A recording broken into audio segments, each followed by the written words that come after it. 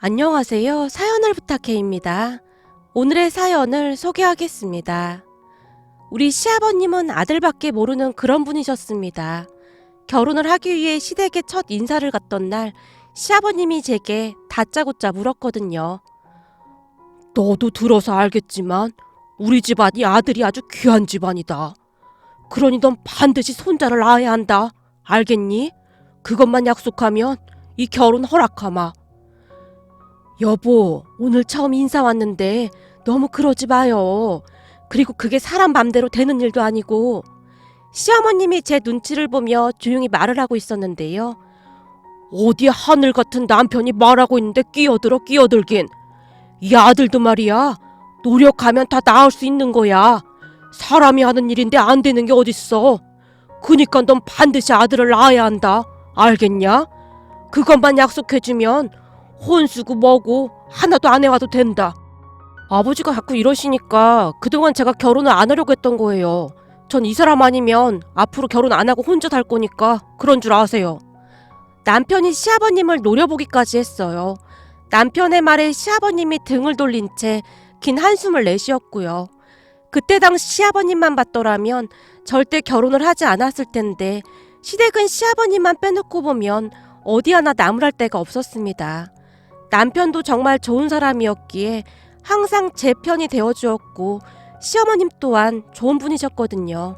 거기다 시누이도 여느 시누이들과는 다르게 예의 바르고 경우를 아는 그런 사람이었어요. 아마도 그랬기에 별 걱정 없이 남편과 결혼을 했던 것 같습니다. 물론 시아버님이 전혀 걱정이 되지 않았다고 하면 거짓말이겠지만 남편과 시어머님 그리고 시누이가 저를 지켜주리라 굳게 믿고 있었거든요. 그 뒤 상견례를 마치고 집으로 돌아가던 날 시아버님의 행동에 기겁을 한 엄마가 눈까지 치켜뜬 채 반대를 했지만 자식 이기는 부모 없다고 정말 억지로 허락을 했습니다. 하지만 결혼을 한 뒤 시아버님의 손자 타령은 하루하루 심해져만 갔는데요. 일주일에 몇 번씩 전화를 해서는 아이 소식이 없냐고 묻곤 했어요. 그 바람에 남편과 시아버님의 목소리가 높아지기도 했는데요. 제가 남편을 달래야 할 정도였습니다. 그런데 이게 참 이상했던 게 말이죠. 병원에서 둘 다 아무 이상이 없다고 했음에도 불구하고 한동안 아이 소식이 없었습니다. 그렇게 시간이 지나면 지날수록 시아버님의 불안은 커져만 갔고 전화에 더욱 집착하기 시작했어요. 나다. 병원은 가봤냐? 아버님, 병원에서는 별 이상이 없다고 해서 좀 기다려봐야 할 것 같습니다. 아니, 문제가 없는데 애가 왜 안 생겨? 혹시 네 몸에 무슨 문제가 있는데 우리한테 숨기는 거 아니냐? 네? 제가 그걸 숨길 이유가 없잖아요. 그리고 그이랑 같이 병원에 갔는데 제가 숨기긴 어떻게 숨겨요? 그거야 모르는 거 아니겠냐? 사람이 속이자고 하면 한도 끝도 없는 건데. 아버님, 저희도 노력 많이 하고 있는데 그렇게 말씀하시니까 많이 서운합니다. 순간 제가 울컥한 채 속에 있던 말을 꺼냈어요. 사실 그전에는 웬만하면 참고 넘어가곤 했었는데요. 시간이 지나면 지날수록 시아버님의 말씀이 심해지고 있었기에 저도 더 이상 참고 있을 수만은 없었거든요. 뭐야? 네가 서운하긴 뭐가 서운해? 여자가 결혼을 했으면 바로 손주를 안겨줘야 하는 게 며느리 도리인데 며느리 역할도 똑바로 못하고는 서운하긴 뭐가 서운해? 아버님, 저 더 이상 아버님이랑 통화하면 안 될 것 같습니다. 이만 끊겠습니다. 라며 제가 전화를 먼저 끊어버렸어요. 그 바람에 시아버님이 노발대발한 건 말할 것도 없었고요. 다만 잠시 뒤 시어머님이 제게 장문의 문자를 보내왔는데요. 얘야, 다 내 잘못이다. 내가 너한테 미안해서 얼굴을 못 들겠구나. 네 시아버지 행동은 내가 사과하마. 정말 미안하구나. 라는 내용들이 가득했어요. 그 문자를 보는데 다시 울컥하고 말았는데요. 그 누구보다도 시어머님의 성격을 잘 알고 있었던지라 제게 문자를 보내시며 몇 번이나 쓰고 지우기를 반복했을지 상상이 됐거든요. 결국 시아버님과 우리 부부 사이는 점점 멀어져만 갔습니다. 하물며 나중에는 시아버님의 분노가 너무나 심해져서 명절날에도 남편만 내려가야 할 정도였어요. 그래도 정말 다행이었던 것은 남편과 시어머님 그리고 시누이가 항상 제 편이 되어주었기에 그나마 버틸 수가 있었던 것 같습니다. 그렇게 결혼 3년 만에 정말 기적과도 같이 우리에게 아이가 생겼어요. 의사 선생님이 그냥 잊고 지내라고 했었기에 그냥 잊고 있었는데 오히려 마음을 편하게 먹었더니 아이가 찾아오더라고요. 그때의 그 기쁨은 뭐라고 표현할 수도 없을 정도였는데요. 남편과 둘이 끌어안고 얼마나 눈물을 흘렸는지 모르겠습니다. 저는 무엇보다도 아이가 생겼으니 더 이상 시아버님과의 갈등도 없겠구나 하는 생각에 눈물이 비오듯 쏟아졌어요. 하지만 제 예상은 보기 좋게 빗나가고 말았습니다. 제가 임신을 하자 또 다른 문제가 발생하기 시작했거든요. 시아버님께서 아들인지 딸인지에 대해 하루가 멀다 하고 물어왔거든요. 혹시 태몽 꿨냐? 태몽이요? 글쎄요. 저는 아직 꿈 같은 건 안 꿨는데. 태몽 꾸면 나한테 바로 전화해라. 그리고 혹시 음식은 뭐가 땡기냐? 음식은 과일이 많이 먹고 싶긴 해요. 특히나 딸기가 계속 생각나요. 뭐 딸기? 딸기는 안 되는데. 우리 옆집 며느리는 고기를 그렇게 먹어대더니만 아들을 낳더란다. 근데 과일은 딸이라고 하던데. 아버님, 딸이면 어떻고 아들이면 어때요? 그냥 건강하게만 낳으면 되는 거죠. 너 말이라도 절대 그런 말 하지 마라. 지금 그걸 말이라고 하는 거냐? 넌 앞으로 딸이라는 말은 입에 올리지도 마라. 시아버님이 기겁하신 채 소리쳤어요. 시어머님의 말씀으로는 아들인지 딸인지가 궁금해서 점집까지 다녀오셨다고 하더라고요. 난 손녀든 손자든 별 상관도 없다. 그게 다 무슨 소용이겠냐? 내가 아들이랑 딸을 다 키워봤는데 아들보다는 딸이 훨씬 낫다. 엄마한테는 딸이 꼭 있어야 해. 어머님, 그럼 점집에서는 뭐라고 했다는데요? 무속이니 그걸 어떻게 알겠어. 넌 그냥 건강하게 아이 낳을 생각만 하면 된다. 애 낳는 게 보통 힘든 게 아니니까 네 건강관리도 잘하고. 시어머님이 애써 말을 돌리시는 듯 했습니다. 나중에 들었는데 무속인이 아들이라고 했다고 합니다. 하지만 병원에서 의사가 어렴풋이 딸이라는 신호를 보냈었기에 우리는 딸인 걸 알고 있었는데요. 시아버님의 성격을 잘 알고 있었던지라 그냥 모른 척 하기로 했습니다. 그러다가 드디어 진통이 시작되어 병원으로 갔어요. 그런데 진통을 하다가 난사아니라 재앙절개를 하게 되었는데요. 제가 병원에 갔다는 소리를 듣자마자 시부모님이 올라오셨다고 하는데요. 문제는 재앙절개를 한 뒤 제가 5일 동안이나 의식이 없었다고 하네요. 결국 저는 대학병원 중환자실로 옮겨졌다고 합니다. 그리고 의사가 제 상태가 좋지 않다고 설명을 했던 모양입니다.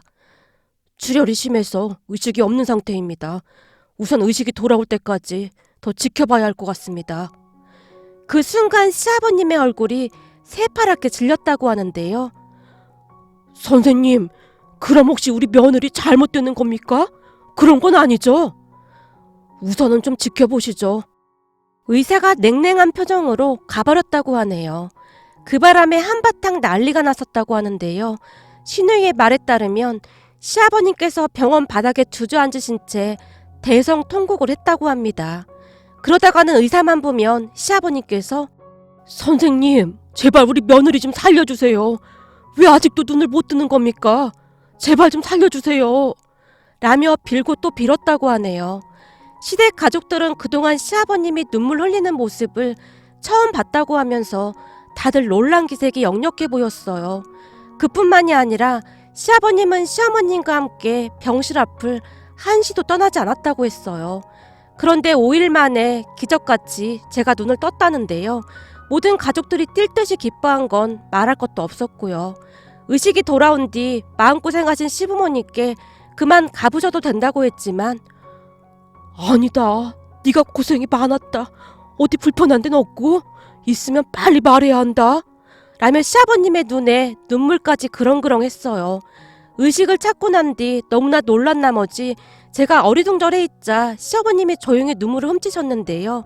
잠시 뒤 시어머님이 제게 충격적인 이야기를 해줬어요. 사실 말이다. 니들 할머니가 네 시아버지 낳다가 돌아가셨단다. 그때는 지금처럼 병원 시설도 좋지 못했잖니. 뭐가 잘못됐는지 출혈이 멈추지 않았다고 하더구나. 그랬으니 네가 출혈이 심해서 의식이 없다고 했으니 네 시아버지가 기겁을 할 수밖에 없었겠지. 그 양반이 겉으로는 그래 보여도 속은 참 여린 사람이다. 워낙 아들이 귀한 집안이다 보니 네 시아버지가 그런 거 아니겠냐. 그러니 그동안 네 시아버지한테 서운한 게 있었다면 네가 이해 좀 해주렴. 그런 사연이 있는 줄은 꿈에도 몰랐어요. 당연히 몰랐겠지. 네 남편이랑 시누이도 모르고 있었어. 좋은 일도 아니었고 네 시아버지가 평생을 죄책감 속에 살았거든. 그랬으니 쉬쉬하고 살았던 거지. 시어머님의 얼굴에는 안타까움이 가득해 보였어요. 저는 그런 줄도 모르고 사실 그동안 아버님 원망 많이 했어요. 죄송해요. 아니다. 미안해할 필요는 없다. 그동안 네 시아버지가 좀 심하긴 했잖니. 그건 나도 이해한다. 그때까지도 제가 병원에 입원해 있던 상황이었기에 침대에 누워 있었는데요. 시어머님이 물수건으로 제 얼굴을 닦아주시며 고맙다. 정말 고마워. 너 그러고 누워있는데 차라리 날 데려갔으면 좋겠다고 몇 번이나 빌었는지 모르겠구나. 무슨 그런 말씀을 하세요. 어머님, 근데 저 깨어나기 바로 직전에 꿈을 꿨는데요. 꿈? 무슨 꿈? 그게 너무 생생해서 또렷하게 기억이 나거든요. 꿈에서 제가 어딘가로 들어갔는데 그곳에 방이 2개가 있더라고요. 근데 한 방에만 사람이 가득한 거예요. 나머지 방에는 사람이 한 명도 없었고요. 그래서 제가 사람들이 많은 방으로 들어가려고 했거든요. 근데 어떤 젊은 여자분이 갑자기 저한테 막 화를 내시는 거예요. 화를 내? 뭐라고? 네가 여기가 어디라고 들어오냐고 하면서 당장 나가라고요. 어찌나 무섭게 화를 내던지 제가 움찔해서 뒤로 물러섰거든요. 그런데도 저한테 마구마구 소리치면서 당장 돌아가 넌 아직 때가 아니야 이러더라고요. 그러다가 깨어난 거예요. 꿈이 어찌나 생생하던지 잊혀지지가 않네요. 그때 생각이 떠올라서 제가 허공을 응시하고 있었는데요. 제 말을 듣던 시어머님이 제게 조용히 물었어요. 혹시 그 젊은 여자 얼굴 기억나니? 그게 얼굴은 잘 기억이 안 나는데 화가 많이 났다는 것만 기억이 나요. 근데 그 여자분 얼굴에 큰 점이 있었던 것 같은데? 뭐? 점? 그럼 설마 그 점이 눈 밑에 있었니? 어머님이 그걸 어떻게 아세요? 맞아요. 눈 밑에 큰 점이 하나 있었어요. 세상에나 어쩌면 이런 일이 있니 그래? 시어머님의 얼굴에는 놀라움이 가득해 보였는데요. 그 뒤 저는 또다시 충격적인 사실을 들어야만 했습니다. 그러니까 제가 꿈에서 본 젊은 여자분이 돌아가신 시할머님이라고 하시네요. 꿈에서 어찌나 화를 내시던지 얼굴은 잘 기억나지 않았지만 눈 밑에 그 점만은 또렷이 기억이 났거든요. 그렇게 시어머님께 들어보니 시할머님 눈 밑에 있던 큰 점 때문에 결혼 후 시집살이를 좀 당하셨다고 하네요. 눈 밑에 있는 점은 눈물점이다 뭐다 그러면서 말이죠. 그래서 시어머님께서 정확히 기억하고 계셨다고 하네요. 돌아가신 시할아버님께서 자주 말씀하셨다고 했으니까요. 그리고 그 사실을 가족 모두 알게 되었고 제 꿈 이야기를 듣던 시아버님께서 다시 한번 통곡을 했습니다. 우리 가족 모두는 제 꿈에 나타났던 그분이 시할머님이라고 한치의 의심도 하지 않고 있답니다. 아무리 생각해봐도 우연이라고 하기에는 너무나 신기하기만 했거든요. 그 뒤 시아버님의 입에서 더 이상 손자 이야기는 나오지 않았어요. 건강이 좋아져서 태어나던 날 제가 시아버님 눈치를 보며 말했는데요. 아버님, 손녀라 서운하셨죠?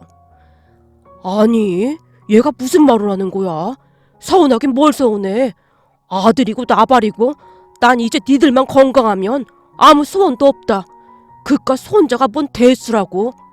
시아버님께서 애써 아무렇지도 않은 듯 말씀하셨는데요. 와, 우리 아버지가 웬일이래? 그렇게 아들아들 하시더니 우리 아버지 맞는 거야? 내가 언제 그랬다고 그래? 난 아무 상관도 없어. 라며 시아버님이 뒤를 돌아 헛기침을 하셨어요. 그 뒤 우리 가족은 더욱 잘 지내게 되었습니다. 무엇보다도 시아버님이 정말 많이 변하셨기에 제 입장에서는 적응이 안 될 정도였어요. 그러던 어느 날 몸이 좋지 않아 확인해보니 글쎄 둘째를 임신한 겁니다. 결혼 후 한동안 아이가 생기지 않아 마음고생을 했었기에 둘째가 생긴 것이 그저 기쁘기만 했어요. 하지만 시댁에 연락을 해서 둘째 소식을 전하던 순간 시아버님께서 집안이 떠내려가라 소리를 치셨습니다. 넌 정신이 있는 거야 없는 거야? 그때 네 처가 그 고생을 했는데 둘째를 가져? 내가 아들을 잘못 키웠구나.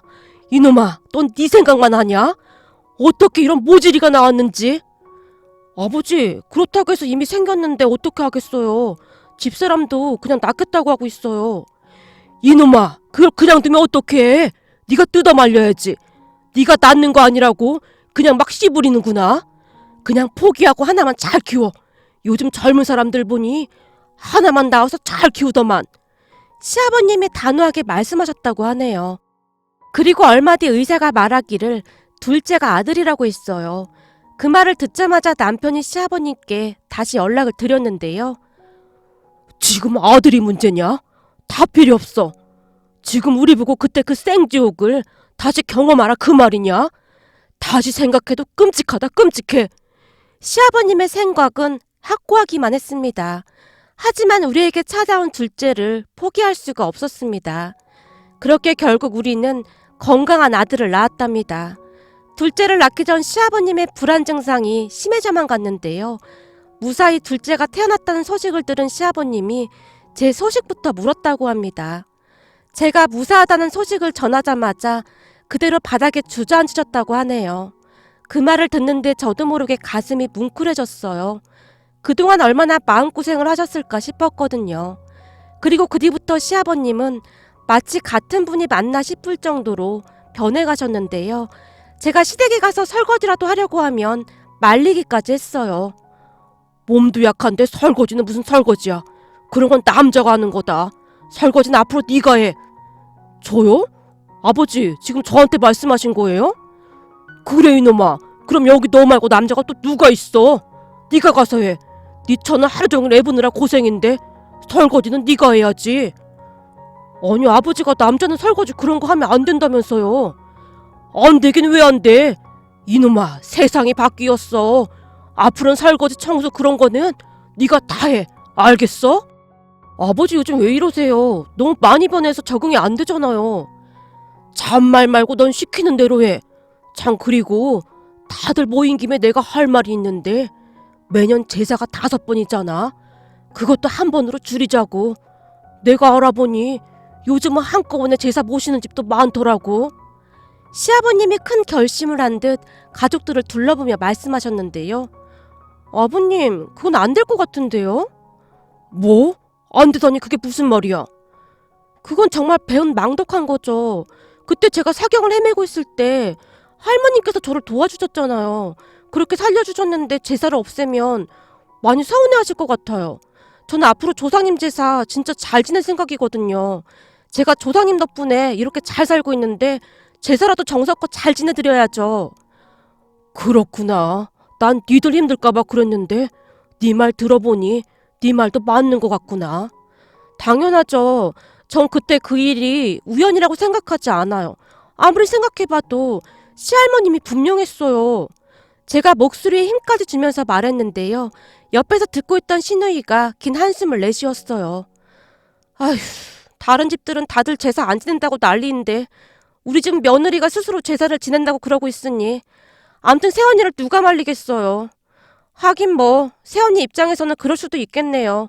저도 언니 꿈 얘기 듣고 신기하긴 하더라고요. 라며 고개를 절레절레 흔들었어요. 그 뒤 우리 가족은 잘 살고 있답니다. 요즘 우리 시어머님은 저만 보면 싱글벙글이신데요. 이래서 사람이 잘 들어와야 해.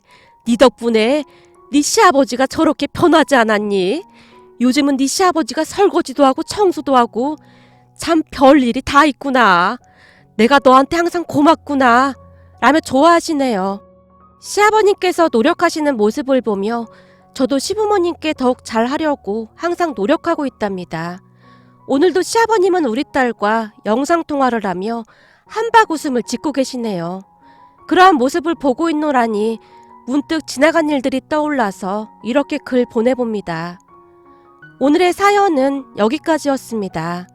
즐겁게 보셨다면 구독, 좋아요 부탁드립니다.